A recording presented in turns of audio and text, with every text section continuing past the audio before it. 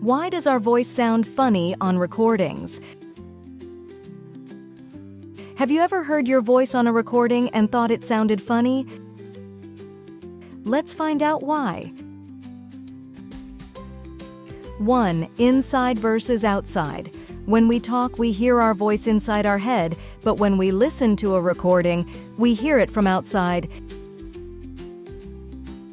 It's like hearing a different version of ourselves. How sound travels. The way sound travels through our body makes our voice sound different when we hear it on a recording. It's like listening to a new sound we're not used to. Getting used to it. Because we're used to hearing our voice one way, hearing it another way on a recording can feel strange. It's like meeting a new friend for the first time. Our special sound. Even though our voice might sound funny on recordings, it's still our own special sound.